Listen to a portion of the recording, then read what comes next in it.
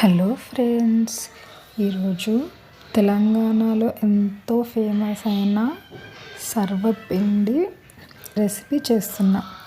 ఇది చిన్నపిల్లల నుంచి పెద్దవాళ్ళ వరకు చాలా హెల్తీ అండ్ టేస్టీగా కూడా ఉంటుంది. నేను ఈ సర్వపిండిని చాలా లెస్ ఆయిల్ యూస్ చేశాను. ఇది డైట్లో ఉన్న వాళ్ళు కూడా తినచ్చు.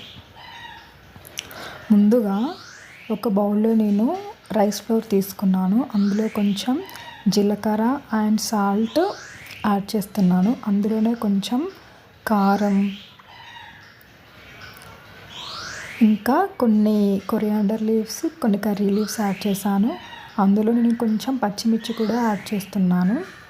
అవన్నీ యాడ్ చేశాక నేను అన్నీ మిక్స్ అయ్యేలాగా కలుపుతున్నాను.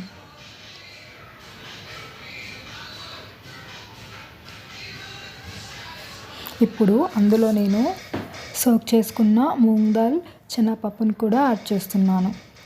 అవి యాడ్ చేశాక అందులో నేను హాట్ వాటర్ని పోసి కొంచెం కొంచెం కలుపుతున్నాను. వాటర్ మనం కొంచెం కొంచెం యాడ్ చేసుకోవాలండి, ఎందుకంటే పిండి అనేది మెత్తగా అవుతుంది కాబట్టి చూసి కొన్ని కొన్ని వేసి కలుపుతూ ఉండాలి.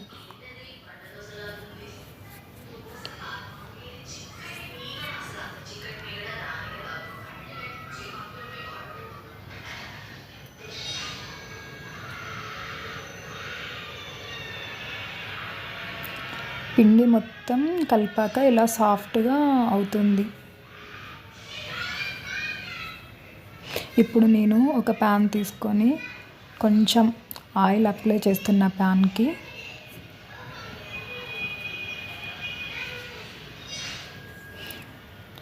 అప్లై చేశాక నేను ఒక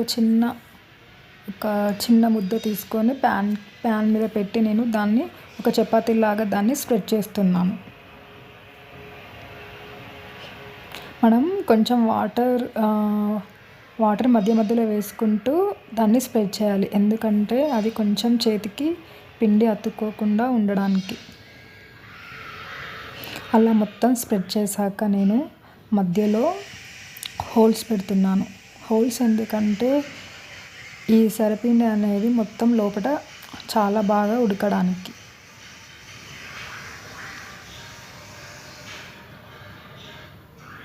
ఇప్పుడు నేను స్టవ్ మీద మీడియం ఫ్లేమ్లో కుక్ చేసుకుంటున్నాను.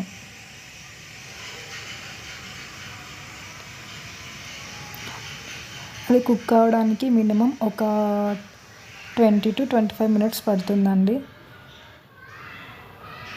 అది మొత్తం కుక్ అయ్యాక నేను రివర్స్ అటు ఇటు తిప్పుతున్నాను. అంతే అండి, ఎంతో టేస్టీగా ఉండే సర్వపిండి రెడీ.